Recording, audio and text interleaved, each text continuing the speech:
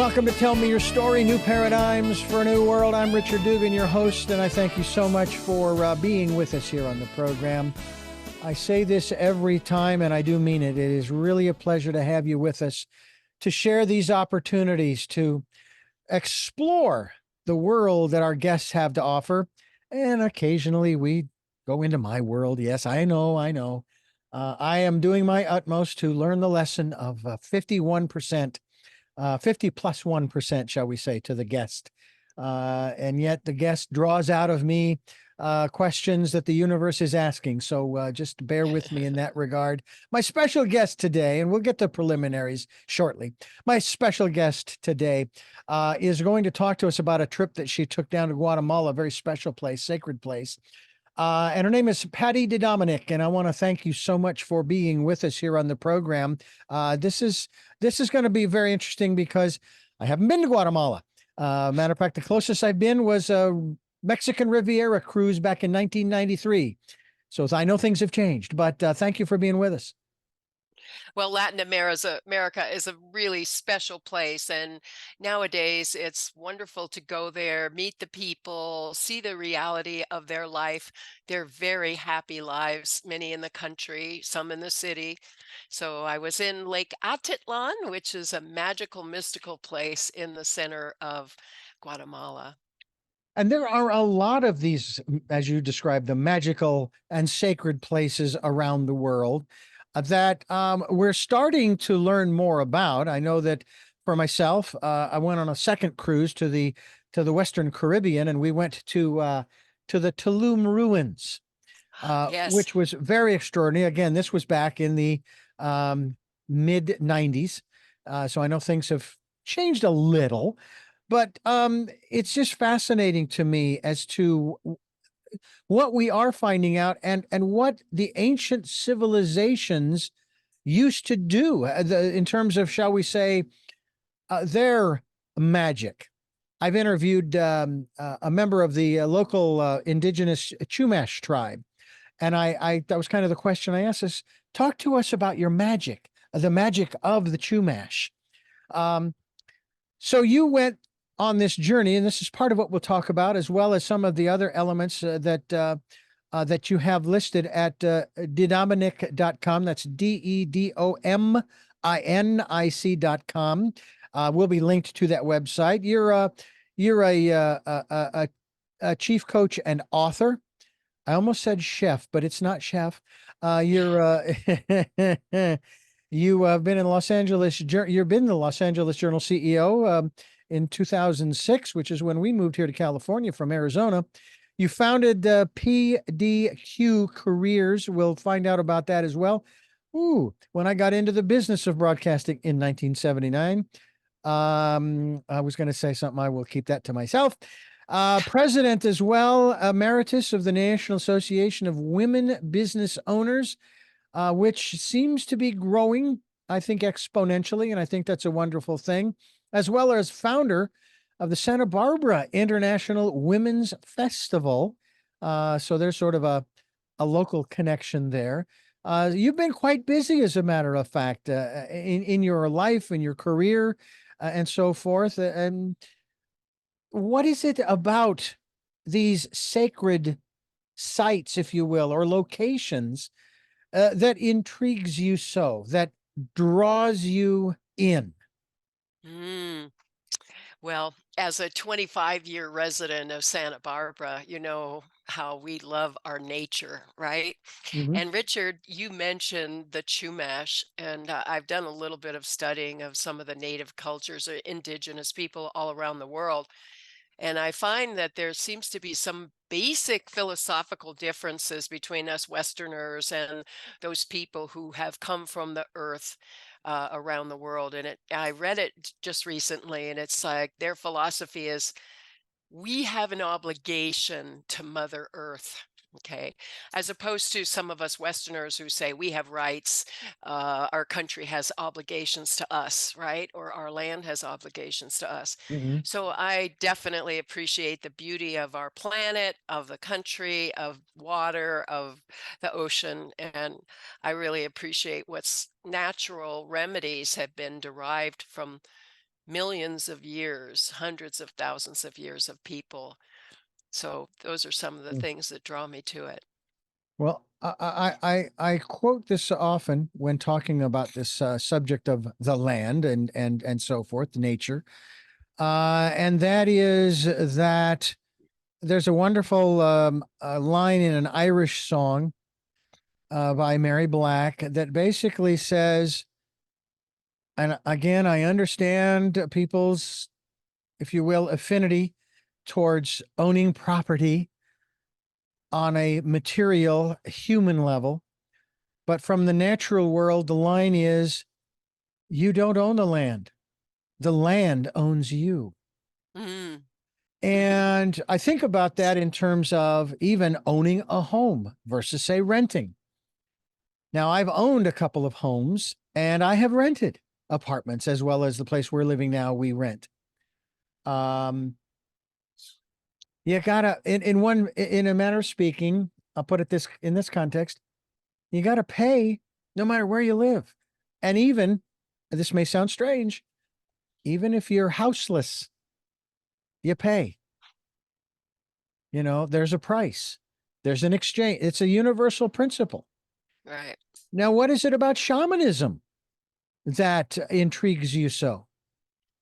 Well, it's not so much shamanism that intrigues me, although I do have a deep respect for spirituality, and I know some fabulous shamans also. And I mentioned that I went to Lake Atitlan in Guatemala, and the Mhm. reason I did that is because one of my business coaching clients, a medical doctor by the name of Caesar Lara, he had his journey as a healer begin when he was young, and he went to medical school, trained in the United States, but he had been born in Guatemala. And so he always had a reverence for the land and the people and the culture and the forest garden there in any of Central America. Actually, it's all over the world, but the forest garden that he saw in his home country of Guatemala. Mhm. So as he was building his business, his Western medical practice build business, he often told me about his dream to become a shaman and to be able to help people heal with the normal plant matter and fire ceremonies and the healing of water and the healing of oils and essential oils and fragrances as well. So all of these things are part of us, and we're all made out of minerals as the earth is. And so that's why I wanted to study. And that's why I went to Lake Atitlan, because Dr. Lara opened a healing center and he did his very first week-long retreat in Guatemala this year in 2024. Hmm. Tell us about him, will you please? Well, he is a shaman now, and he's still a medical doctor. He happens to be located in Florida at the moment.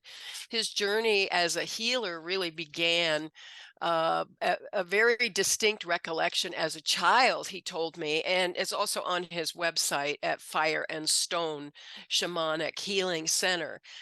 He wanted to work towards curing the root of diseases rather than disease management. He furthers his exploration of ancient wisdom, and he had shamans and mentors.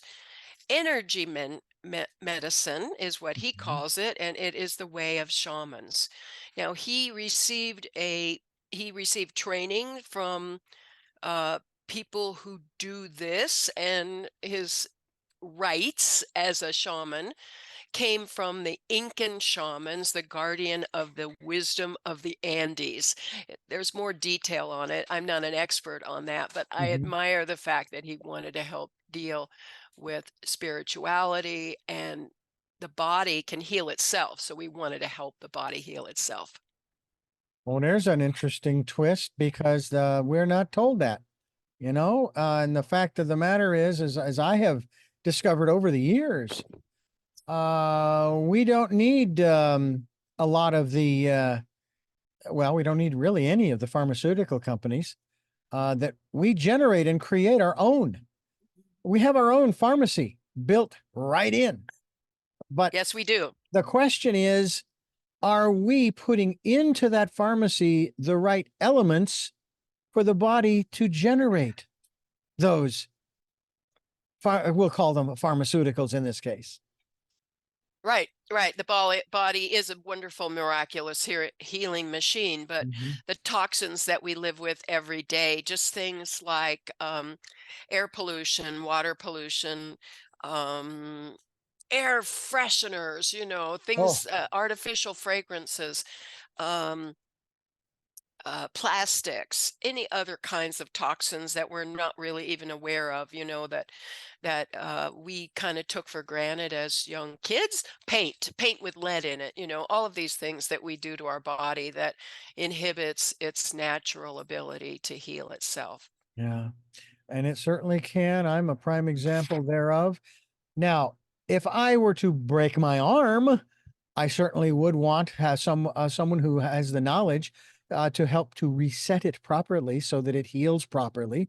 But once it's reset, then my body takes over and starts to re-knit that split, to make it whole again.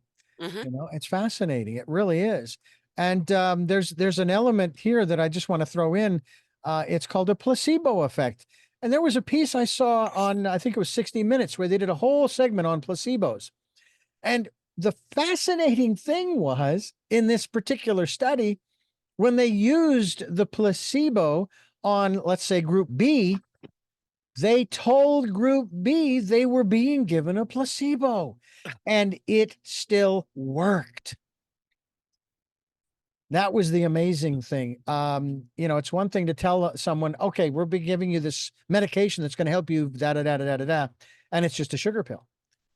But it's another thing when you tell them we're giving you this pill to do da da da da da da, and it's just a sugar pill, and yet it still accomplishes the same thing. It's just to me, medicine is heading in a direction that we just don't fully understand, and I sometimes wonder if maybe that's the case. As much as medicine has brought all of us to where we are. I mean, I'm a product of genetics in that I was born legally blind, but it Mm. wasn't until I was 36 that I had a lens implant, and now I'm driving. Oh, Uh, wow. so, and then there's another element too that I find fascinating, Patty. Even as the body grows, its chemistry is changing. You and I are prime examples of that in terms of, and again, I am not going to ask, but I'm 64. And when I was in my early mid 50s, I was diagnosed with hypertension. And then a few years ago, though I had been over the years prior, diagnosed with like pre diabetes. And then I would slip back away from that. And then I would be close to that line again. And then I was diagnosed with type 2. And I Oh, got rid of it in a month and a half. how did you do that? Did you change your diet? Change your Well, exercise? first thing I did was I got rid of sodas. Ah. Now it's because of the fizz. So I actually found a non-sweetened replacement, and uh I was taking the medication at first, but I was also monitoring. And as I'm watching the numbers go down, I'm going, I'm going to cut back on the medication and monitor. And it kept going down. Mm. So when the doctor told me about 7 or 8 months later, why don't you cut down to one? I stopped altogether, but continued to monitor, Uh-huh. and it stayed down until March of 2023 when I lost my father. Ah. It spiked up to nearly 600. Oh, wow. Wow. And I'm going, but I didn't change anything. And then I start doing some research to the consternation of one physician that I saw who says, oh, no, no, no, no, no. Stress cannot affect the blood sugar. Oh, Well, please. that's not what I was reading, that it Right. can. Of Maybe course it can. Right. not directly, but the stress affects the hormones that affect this. It's a Right. chain The reaction. cortisol. That's right. That's right. So, Absolutely. but what's interesting is throughout all of this, no more hypertension. And I've been monitoring it too. And I'm not taking any meds for it. Congratulations. You've So the you've body tapped changes. into the ability. Right. That's Yeah. right. So the So that's chemistry, quite a story. yeah, the pharmaceutical department, shall we say, it changes as we get older, as the body gets older, I should say. But how do we, and I do want to get back to your experiences at the lake, but how do we, from your experience, especially when it comes to needing, quite honestly, your full faculties to run a business, even if it's just you? For example, when I went through my first divorce, they tried to get me to put a price on my business. And I said, zero. There is no value. It's me. I'm the business because I do the work. The equipment, it doesn't matter what the equipment is. And of course, they pushed and pushed and pushed. All right, 10 grand. But that's only if I was to sell everything, and I'd be lucky to get three, maybe. Anyway, Ah, um, but you kind of need all your faculties to run a business, whether it's you or you have one or 100 or even 1,000 employees. Or I prefer to refer to them as coworkers, because if it weren't for them, all of these corporations wouldn't even exist. It is the people, unfortunately, at the bottom of the pyramid who are the ones that actually generate the revenue that the corporations make. And we won't go down that road, but faculties, brain power, stamina, physical, mental, emotional, because you're going to be dealing with a lot of stuff. Again, even if it is just you, I shared with you before we started about my 1 year experience with my own business. And I promised myself that if I ever started the business again, I would make sure to have an infrastructure, i.e., either a CPA or an accountant, that would make sure that the whole tax thing was taken care of. okay. So I didn't have to worry about it at the end of the year. But can you share with us, as far as your mentoring and leadership skills, your training that you provide to entrepreneurs and so forth? Um, what, how does the, and I know you're not a trained shaman by any means, but you have an awareness of, but what about this whole aspect we've just been talking about in terms of the body healing itself, taking care of itself, and running a business? Well, there are some interesting similarities in that you can either get yourself physically, health-wise on the wrong track by abusing your body, exposing yourself to toxins and unnecessary stress, or there's also other ways that you can make your body healthier, right? So the right input. And it's the exact same thing with companies. And I do agree with you, Richard, that you need good people to grow a business. But you can either toxify it by not having clear values, not having a clear vision, not having clear roles and responsibilities, Mm. or you can cleanse it and purify it by giving people the vision, the big picture, the North Star, the values of the business. And the things that are important, your commitment to customer service or purity or loyalty to customers, all of those things I think are important. And business owners have the opportunity to do that. I worked with one business owner who wanted to grow his construction company. He and a brother were doing it, and they had so much demand on their time. They were running around almost like chickens with head cuts off, because they just couldn't figure out answer these calls, go here. They didn't want to say no to any business.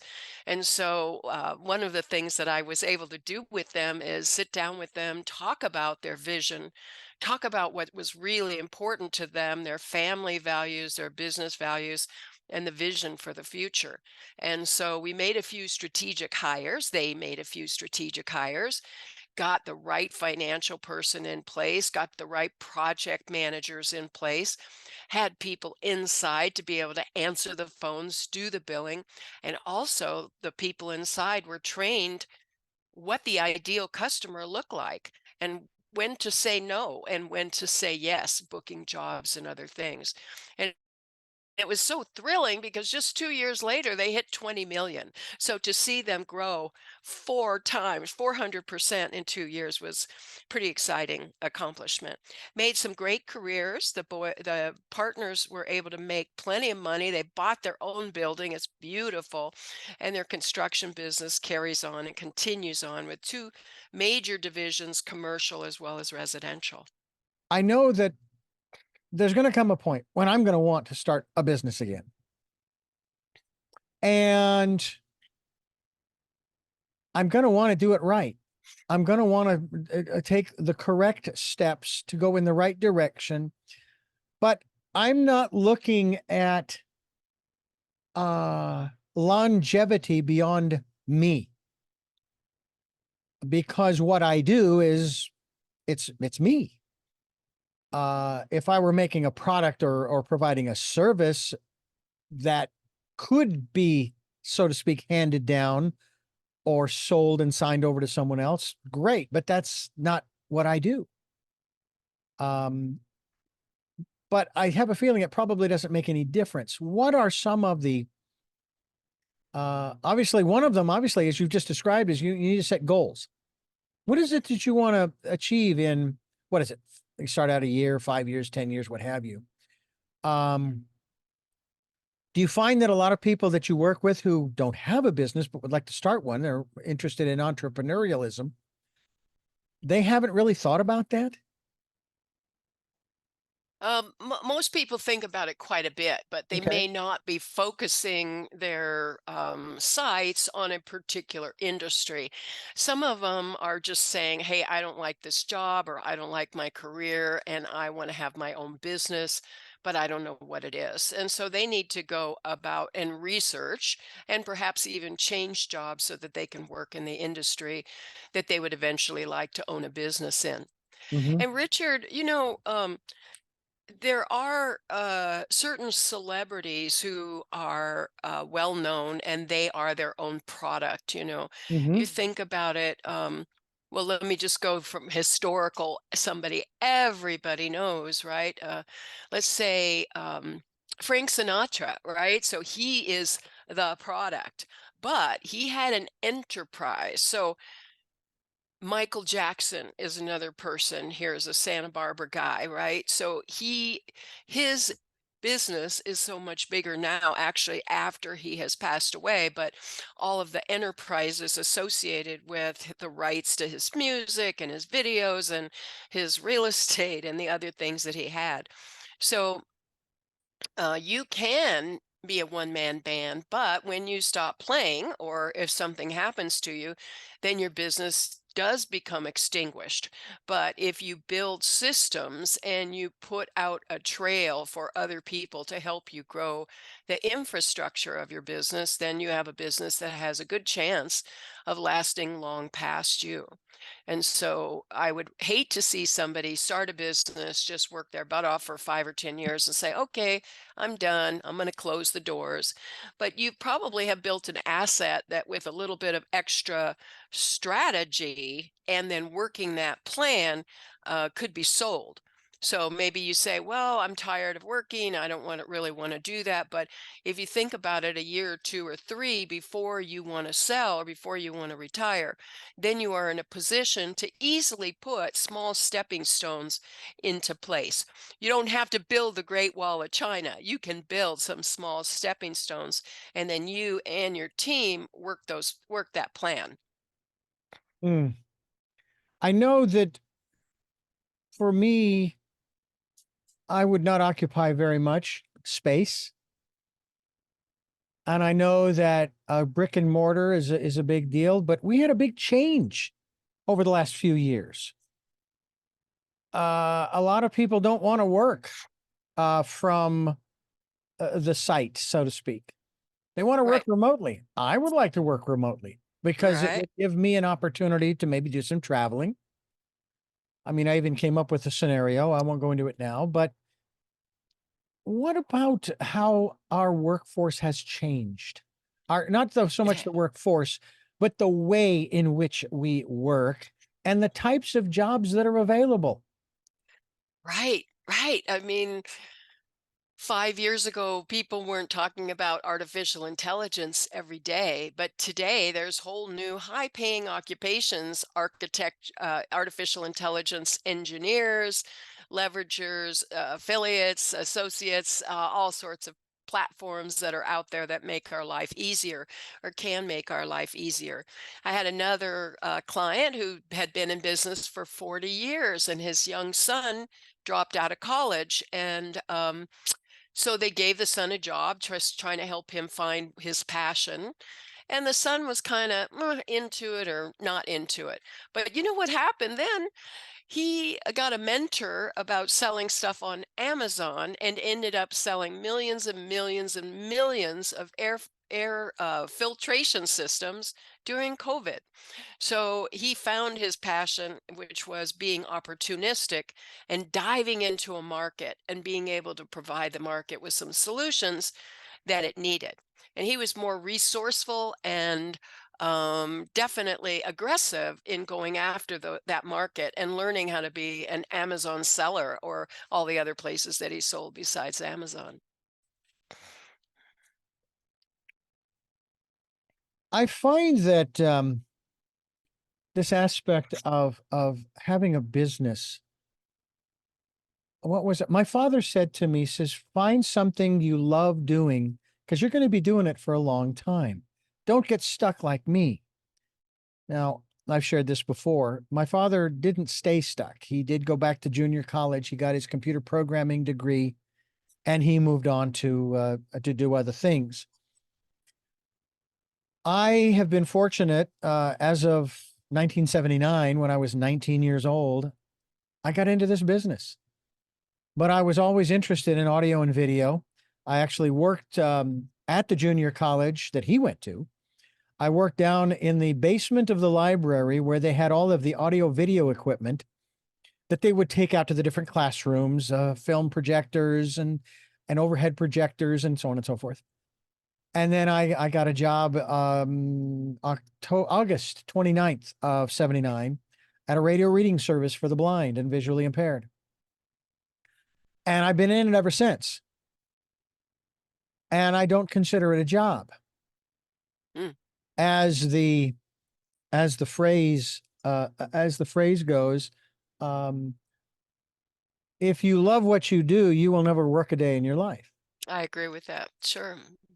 But there are, and I remember in 2008-9 when I guess thousands of people were laid off due to the economic downturn. That's right. 2007 began a disastrous year. Yeah. Right. Well, the first thought that came to mind was being as compassionate about this as I can. I wonder how many of those people hated their jobs. And the universe was basically telling them, you need to be doing something else because this is not, maybe this has been passed down from one generation to the next, but it's time for you to choose your goals, your vocation, your life's purpose. Is that part of the training that you go through as well, or are all of the people that come to you already set on their vocation, if you will? I'm not working another day in my life because I'm doing this. Uh, well, when I built my staffing company and I ran that for 27 years, we did a lot of career counseling, listened to people, what they loved about their career or their job and what they didn't like and what they yearned for, and then tried to help them find that, of course, helping them increase their pay as well. And I sold that business in 2006, just the year before that major recession, by the way, It's on but now. yeah.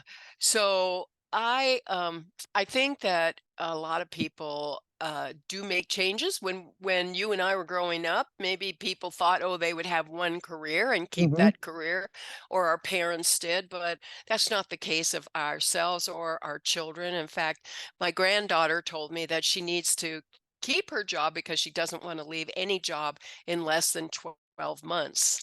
So that's kind of that's a for the younger people today, that's a sign of longevity if you've stayed at a job for a year, which of course was just the beginning ante for us when we were starting. But I love what you told me about how medicine helped you with your lens transplants, right? I mean, you could go in the forest garden all you want, but that wasn't going to bring your eyesight back. But modern medicine, so the combination of you being a person who believed that you could get better and then willing to go through the time and effort to find the resources to help you get better, I think is a great example. Today, in our business coaching practice, we work with entrepreneurs who already run multi-million-dollar businesses. And so we help them organize their team for optimum performance, their pricing structure for optimum profitability, but comprehensive service to customers, and also their business to help them actualize their life values. Not just I love working with purpose driven or mission driven entrepreneurs, that people who are gonna change the world. And so, for example, maybe you decide that you are going to have a reading uh, for the blind business. And so Mhm. perhaps you would recruit other readers and then you would get other customers to do that. Or you might have one on one relationships with certain people who have computer systems or who have supportive devices to assist them in their life. I have a couple of friends who, at over 50 years old, lost their eyesight. So they're still quite active today, even on the computer with assisted learning devices and other things. So it's amazing what can be done with resources. Absolutely. And I do find it interesting that there are those who really are challenged by the changes. The one constant in the universe is change. Things are never going to go back to the way they were. I don't care how far back you go in time. Right? It's not going to happen. And I'm wondering if there is an issue in that regard in terms of teaching or mentoring through the work that you do, people teaching and mentoring people to learn how to not only accept but adapt to and adjust and modify their thinking, because I have been, as I said, since 1979 in this business, and I have seen untold changes, not just in the various recording platforms. I mean, I remember reel to reel, and then cassette, and then CD, then file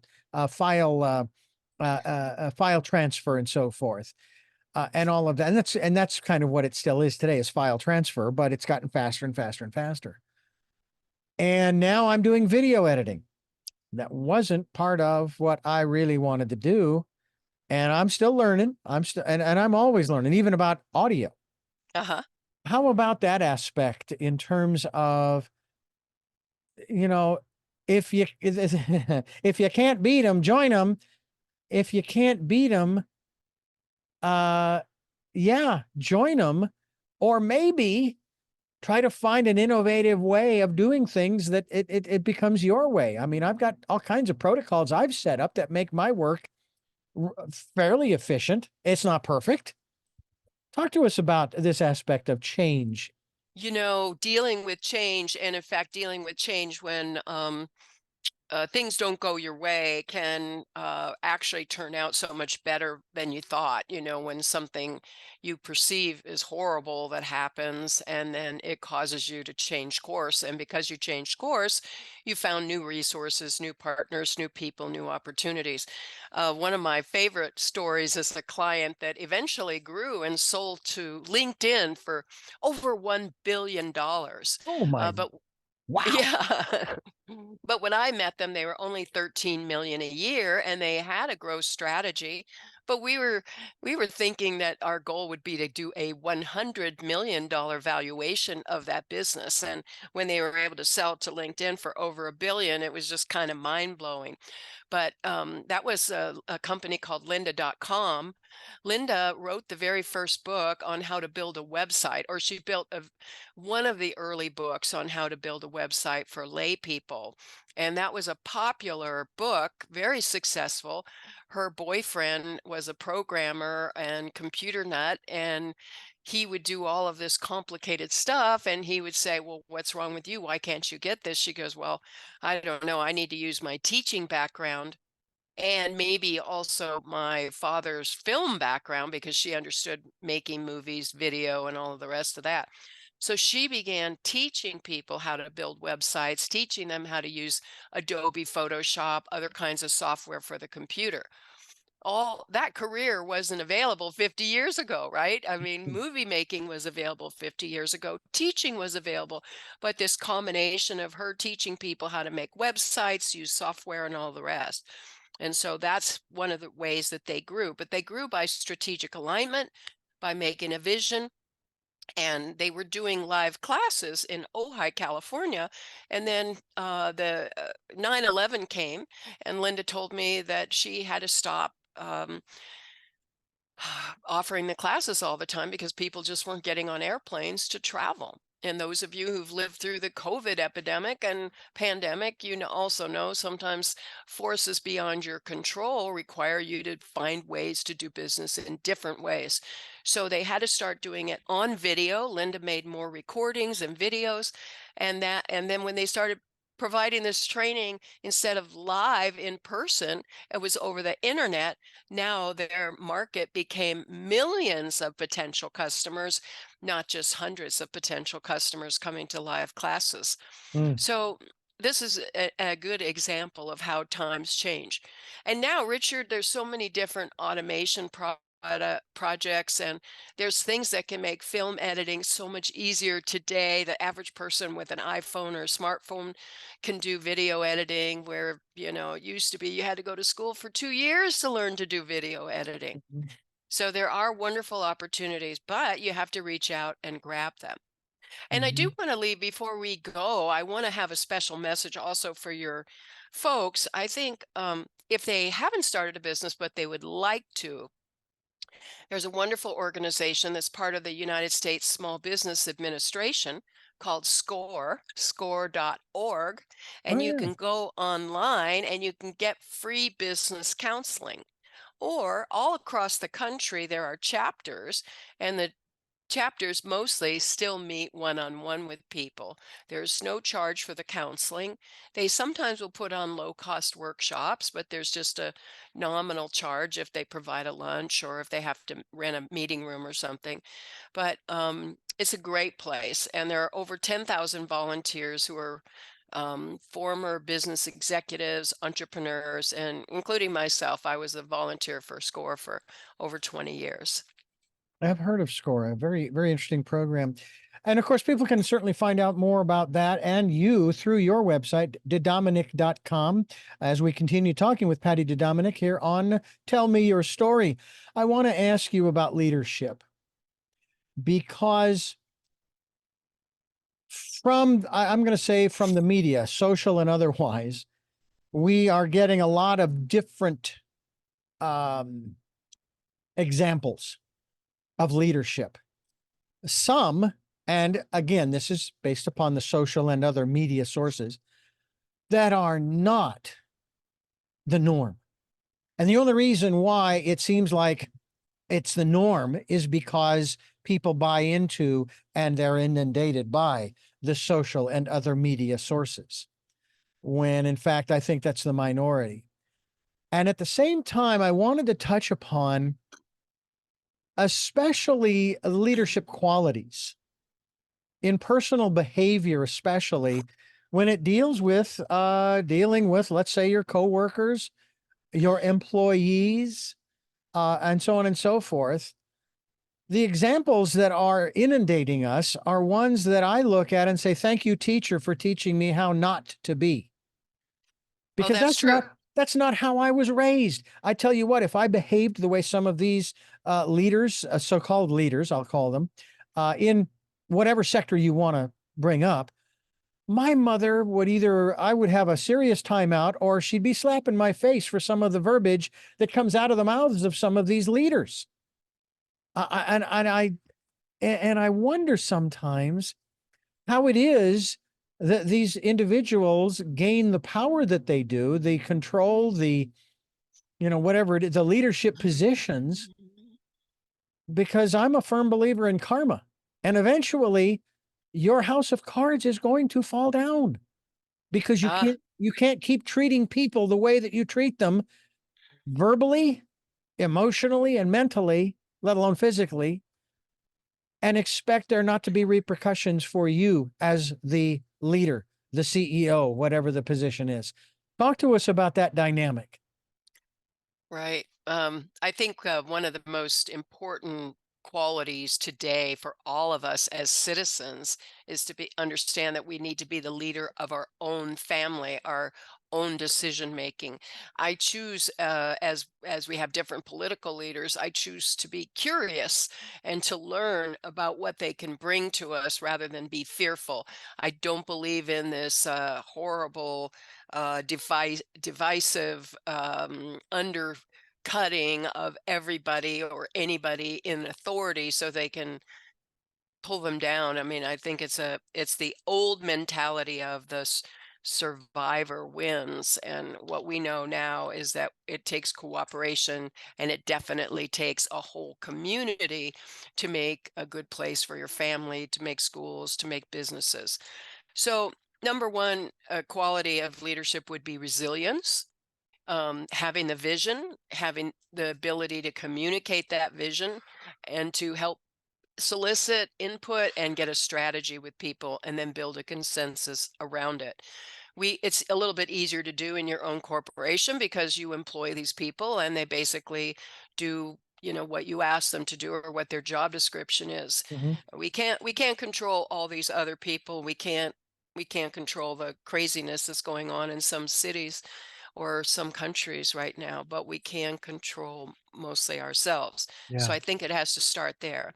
And I think we need to reach out and remember that kindness, small acts of kindness add up, and we can be either part of the problem or we can be part of the solution.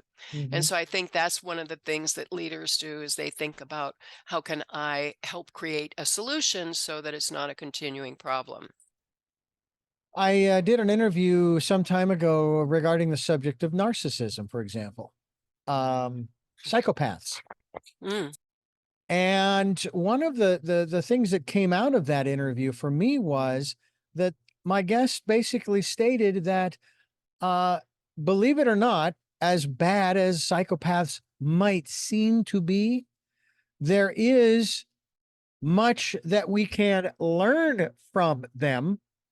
The reason being that though the ends does not necessarily justify the means, narcissists or psychopaths, they get things done. And like I said, the ends don't necessarily justify the means. But that was one of the elements that my guest talked about in that regard, and that just dismiss them because they're you think they're crazy, or they're only out for themselves. Well, that may be true, but that doesn't mean that we cannot learn from them. And not just what I said earlier. Thank you, teacher, for teaching me how not to be.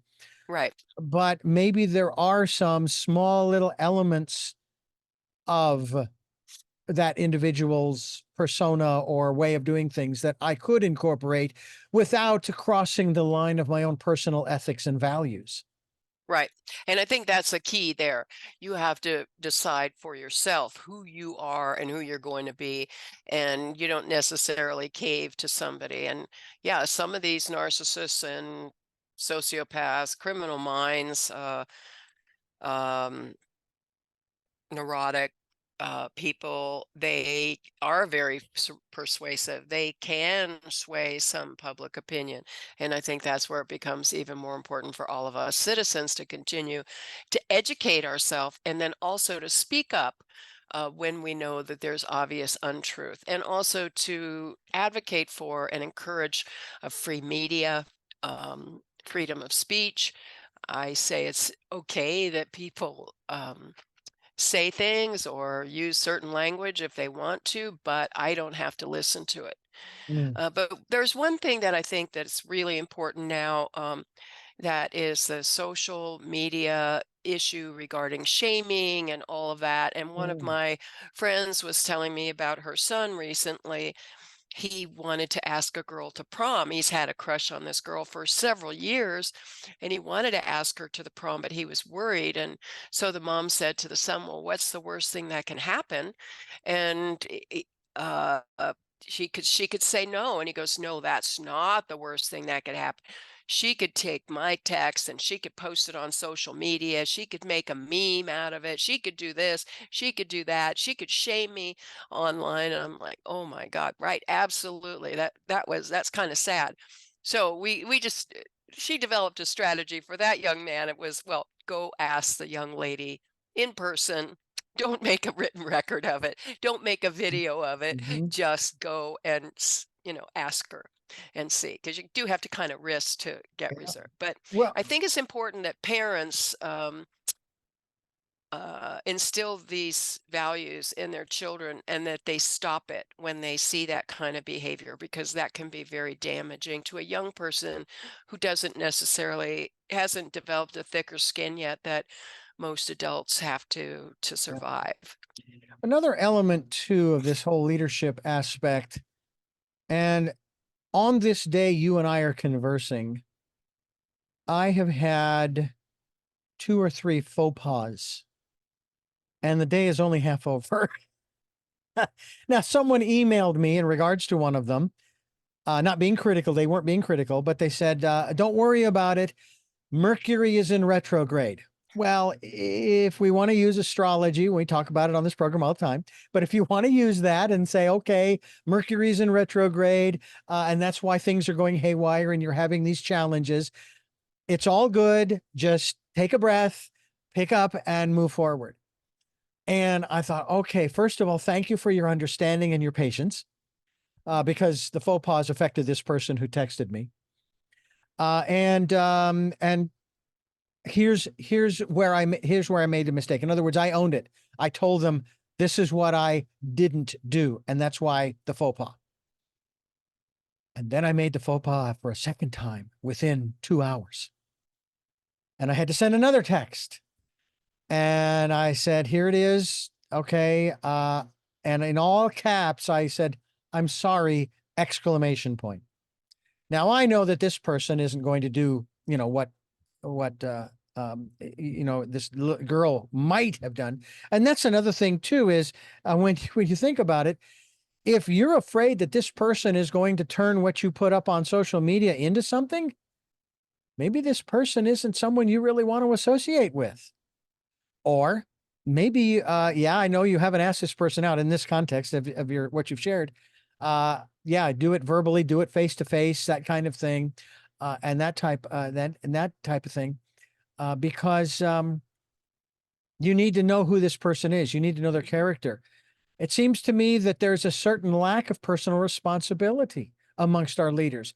And I'll use not specific cases in point, but in general, a case in point, politicians.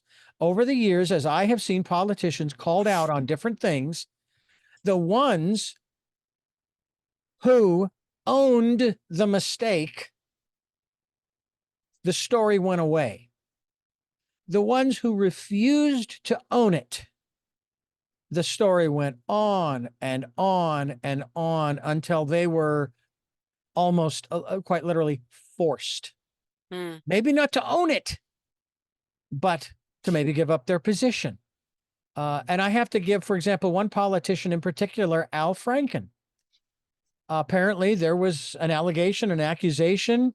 He said it wasn't intended that way. However, this person took it that way. I wish to sincerely apologize. And the man stepped down from his seat in mhm, Congress. mhm, Now, mhm. that's character. Right. Do you think there is there a lack of character in our world today as far as our leaders? And maybe back that down to in our country. Let's not go globally here. But do you think that there is a lack of accountability in that regard, or is that the minority and we're just getting inundated? Well, there's so much going on. certainly there what parallel universes, right? There's the virtual community, then there's your social community, then there's your church community and your office community and your relationship, all the rest of these. So everybody has the ability to kind of skip out on one particular community that they were involved in and go get involved in something else. But I do agree with you that if one takes responsibility for the faux pas or the screw ups that we have, that it's a little bit easier to get past it. And I Mm. know what you're saying about politicians. They generally have an agenda, very specific agenda that they Mm. ran on a platform and that they want to get accomplished. And many people, especially congressional people, find that being a congressperson isn't all that they thought it was going to be, that so much has to do with partisan politics and fundraising and supporting your fellow candidates, that they need to keep making sure they have those majorities to control the votes to get their agendas Mm. done. So I kind of get that. Yeah. But I think we need to kind of make a decision about there are certain things that we can change and certain things that we can't. And so I know that successful business owners look for ways to solve problems for their customers and to control those things that they can. Hmm. They pay their taxes. They hire people in hopes to get great productivity. If they don't, they terminate those people. Maybe they hire again, or they get a vendor or a contractor or somebody else to do it for them. So I think what I'd like to summarize really is leadership is up to us, and we need to try to be the example, to quote Gandhi, right? Be the change that you wish to see in the world. So Mm. that's the philosophy that I have. And I try to help my clients be successful in business. If they have a mission driven business and they want to grow that business so it impacts more customers, more careers, changes their life, enables them to educate their family or help as a philanthropist. These things are very rewarding to Mm. me. And I think that I would wish that for everybody, that they'd have a chance to do things that they love and to make a difference in people's lives. Absolutely. Patty DeDominic is my guest. DeDominic.com is the website. We hope that you will go there to find out more about the work that she not only does, but offers opportunities to help you in your leadership position, if that's what you're all about, or maybe you're looking for a mentor. And I got to tell you, after this interview, I wouldn't mind having you as my mentor to kick me in the pants sometimes, to call me on my stuff, but also to encourage and support me in my vision of what I like. Speaking of visions, I remember when Steve Jobs certainly passed when he passed away, and I remember the conversations prior to his passing about his vision, for example, for the company Apple. And I thought when he passed away, I thought that company's going to sink because that was Steve Jobs' vision. It was nobody else's. However, he apparently was able to pass at least a part of that vision on to others. And that to me is incredible leadership and mentorship, that he obviously wanted to see the company continue. And I was really impressed by one factor, and this is maybe played into this. I don't know. I would have to say it probably did. Do you know what one book Steve Jobs had? I believe it was in Audible, if not like Kindle, on his phone. These were the reports that he only had one book. Oh, I didn't know that. Paramahansa Yogananda's Autobiography of a Yogi, which is my metaphysical primer. Oh, wonderful. Yeah, And great. I thought, wow. Now, I am not an Apple person. Okay. I've been working with PCs and Windows and all of that stuff since 1994 or 95, whenever it was that I got my first Windows 3.1, which I installed 500 times at least. Anyway, and I like it. So I'm thinking, unless they go out of business and stop producing it, I'm sticking with what works for me. Um, but that really impressed me, that the company's doing great. As a matter of fact, if they're not already outpacing their iPhones, they're outpacing Samsung, which I also have a Samsung phone. then that's fine. And if that's what you choose, I have my preferences, you have yours. I want to jump back a little bit because we didn't really touch upon it as much as I would like to, and I would love to have you give us a little bit of a travel log. We're going back to the lake. Oh, okay. And we're not going fishing. We're not going to go fishing. Although I don't know if the fishing is any good in that lake. Tell me about your journey and how it changed you. Well, it was really special for many reasons. Being able to see Dr. Cesar Lara realize his dream of a healing center in Lake Atitlan in his birth country of Guatemala was very, very special. I get personally invested in the success and happiness of my clients. So having him say to me about 2 years ago, well, I want to have a healing center in Guatemala, and then me pushing him a little bit on it and saying, okay, what's the plan? How are you going to do that? First, he opened his Fire and Stone Shamanic Healing Center in Florida near his offices in one of his other medical offices. And then he went back and he got a partner. He teamed up with a woman by the name of Elise Free, and she produces travel, adventure, educational trips, and things like that. Before that, she was doing Egypt, and I think she still does Egypt, but she also decided that she wanted to add spirituality in a trip to Guatemala. The forest garden is so magnificent. Cacao forests grow there, and it's wonderful to see the people and the communities. It's primarily a Catholic country, very Christian, and so we were there before Easter week, and we got to watch all the processions and everything in the community also of Antigua, which used to be the capital of Guatemala. So it was great. But I tell you, Richard, definitely had a challenge to get there. Um, I invited my niece, who is 50 years old, and she wanted to experience something different. And I invited my granddaughter, who's 30 years old, to come along with me and experience the shamanic retreat. Both of them are not super religious, but they're spiritually minded, and they have a deep reverence for the earth and people and animals and all living things. And so they were excited to do it. So one came from Santa Barbara, one came from Northern California, I came from Oregon. We all met up in San Francisco. We got on the plane in San Francisco, got to Houston, and then we were getting ready to get on the plane to go to Guatemala City, and I couldn't find my passport. Uh-oh. So if you've gotten your passport renewed, like it takes months usually or weeks at minimum, right? So and Mhm. there I am, oh my God, where is it? Where is it? Well, women do something when they're missing something. It's called Yeo purse stump. So I told the flight attendant as the plane had been loaded, and I said, I'm on this plane. I can show you a copy of my passport, but I don't have my physical passport. And let me go over here. I'm going to dump my purse and see, and then I'm going to go to the restroom and see if I can find it. Anyway, long story short, all my girls are on the plane already. I'm texting them saying, I'm having trouble.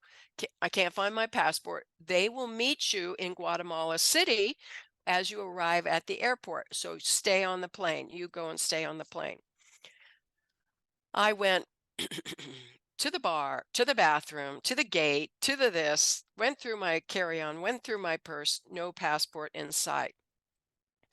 The plane left without me. And I went to the United Help Desk, and she said, here's the State Department. You have to call. You cannot go there without an appointment. We called right then and there. This was 5:30, 6 o'clock at night. Mm. We were able to get through. I think the State Department must have a 24-hour hotline. I'm not sure. Mm. And I was able to make an appointment for 7:30 the next morning. I whipped out my credit card. I rented a car. I went and got a hotel room. And at 7:15 next morning, I showed up at the State Department in Houston and applied for a new passport. Oh, by the way, at 11 o'clock at night, I'm at the pharmacy getting passport pictures, right? No. So meanwhile, we're on with Lost and Found, and they find my passport in San Francisco. So, Oh. excuse me. Mm-hmm. Um, but I couldn't get there to do it. I Yeah. couldn't, and they wouldn't put my passport on the next plane out. So that morning, I went to the passport. I pled my case, and they said, "Okay." I filled out all the paperwork. Come back at 1 o'clock. I got my passport. Bless you. Excuse me. Excuse me. I'm waiting for the body to heal. Heal thyself. Mm-hmm.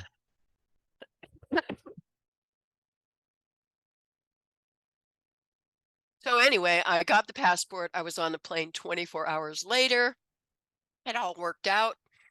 My granddaughter, my friend, my niece were all able to meet Dr. Laura without me. So that was wonderful.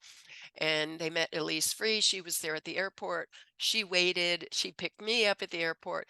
And then we traveled a couple hours to Lake Atitlan. And then when you get to the city, you have to get on a little shore boat. It's kind of like Uber on the lake. And you get a little shore boat. You throw your luggage on there. They put it on top. They load about 30 people in these little boats. And then I got to the villa that Dr. Laura had for our shamanic retreat. It Mm. was wonderful. We had a lot of meditation. We had some singing. We had a fire ceremony and the full moon. We had some demonstrations of cacao, how they take the cacao bean and how they roast it and preserve it, and then how they make chocolate out of it. That was really great. We had a wonderful afternoon with a couple of musicians walking through the cacao forest and then laying out. We brought mats and we laid out in the cacao forest. It was heavenly. It was us communing with nature, and it was beautiful. Mm. What was your inner life like before this experience, and how did that change? Because we talk here on this program about encouraging people to go within and listen to that still small voice during what I have called since 19 up to 19 since 2019. It was first the year of perfect vision, 2020, and now the decade of perfect vision, the 2020s, where we want people to go within and listen to that still small voice and get that encouragement and that guidance and that education and that inspiration and so forth. So, how did that, if it did, how did that change for you, before and after that experience? I don't know what the average income of the average Guatemalan is, but I know it's significantly less than the average American. Mm-hmm. And you can actually survive and eat there on less than $10 a day. You can rent a villa for 1,000 a month. You can rent a small house for a couple $100 a month. And the food there that we had was so good, so fresh, fresh chicken and fresh vegetables and um, black beans. That's one of the wonderful signature dishes of Guatemala. Plantains and other fruit. It was really great. So how Mm. have I changed? I think this time to bond with my granddaughter. I have five grandchildren, only one granddaughter, and my niece was very special. We were going through something important because my sister had just died a couple of months ago. Mm. So the reminder for me was it doesn't take $100,000 a year or $1 million a year to be happy. There are plenty of Guatemalans that are beautiful people that are raising family out in the country that are happy. Um, we have more conveniences than they do, but we also have a lot of different kinds of stresses than they do too. Quite a few of them have cell phones, but not everybody does. On um, on the last day before we came home, we went up to see a volcano and we Ooh. climbed a couple of thousand feet on horseback and we had a wonderful ride. It was really great. And the 73-year-old man who who owned the horses was very nice. He didn't speak English, and I speak some Spanish, but not a lot. But it was really wonderful to see and see how proud he was of his horses and how we cared about his horses. We weren't just hopping on the horse and saying, giddy up, giddy up. We were really appreciating the animal and knowing that it was a climb in altitude.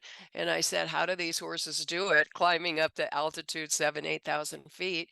And he goes, well, they were born here, you know. So I think a special appreciation for uh, differences is what I have now, and also a great and deep understanding that growing $100 million a year company is not the big goal that everybody has to have. Entrepreneurship isn't for everybody. Mm. Sometimes be doing yoga or being a yoga instructor or meditating or being a wildlife expert or a scientist. These things are also wonderful careers and professions, may or may not be financially very lucrative, but there are other ways to have a beautiful life. And I think everybody should remember that they have a right to a beautiful life, but they also have an obligation to our country, to our community, to make the world a better place. I think that's a great place to end too, don't you, Richard? I do. I do think so. And I want to thank you for giving us so much time here on the program, talking about so much of what's going on. And obviously, we want to help you and facilitate your body's healing process. So we will bring our conversation to a close here. I want to let our listeners know that we've been talking with Patty DeDominic, and DeDominic.com is the website, which we will be linked to. I do have to impose and say I do have three final questions I ask all of my guests, but you can keep the answers short as we wrap up this particular program. But I want to thank you for listening to and watching Tell Me Your Story, New Paradigms for a New World, where we're giving you choices and knowledge of those choices to help make your dreams come true. Sundays at 7 a.m. and 7 p.m., Monday mornings at 1 a.m., Wednesdays at 9 a.m. That's our special edition of Tell Me Your Story. And Monday through Friday, from 8 to 9 a.m. We hope that you will tune into all 9 programs with 9 different topics, 9 different guests, 9 different conversations. We certainly hope that you will take an opportunity to tap into those, because we stream those live at richarddugan.com. We podcast on SoundCloud, iTunes, TuneIn Radio, Spotify, Stitcher, Player FM, Blueberry, iHeartRadio, Amazon Music, and many other locations. We are on YouTube, where you can watch these conversations. I hope you'll subscribe and select notification so that when a new conversation is posted, you'll be notified and you can tune into that conversation. We also ask that if you can support the work that we are doing financially, we certainly would appreciate that. We have a PayPal account. It is there for your security as well as ours. And any amount is welcome. We'll take energetic support. When they do ask you who you're sending to whom you are sending the support, it's richard@richarddugan.com. That's the email address you want to put in, richard@richarddugan.com. And as I mentioned just a little bit ago, we also ask that during this, the decade of perfect vision, you take time to go within that quiet, peaceful, calm, still place and listen to that still, small voice.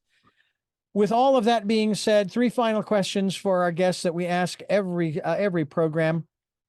And the first of those 3 is, who is Patty DeDominic? I'm a mom. I'm a human who loves the planet, loves the animals, loves nature, and I'm a business coach. I love helping companies grow. What is it that gets you up in the morning? Mm. Um, the beauty of nature, my animals, my kids are all grown now, so that, and then usually around 10 o'clock every morning is about when I start, and during the week, and I am coaching business clients from about 10 to 5, 3 days a week. Hmm. And finally, what was your best day? Oh, my best day. My best day. I think today is my best day because it's the only one that I can change. It's the only one that I can impact right now. I'm alive. I got to do this great interview with you, Richard, and I get to make a difference in the lives of my clients today. So thank you for asking. Those are great questions. And it's been a pleasure being one of your guests. Thank you, Richard. Well, I thank you. And again, I thank you for listening to and watching Tell Me Your Story. And until our next broadcast, podcast, videocast, love to Lal. Jeanette, I am still listening. Dad, continue to be happy because I am. Smokey, I will see you on the other side. And to my dear friend Zorro, aho, aho.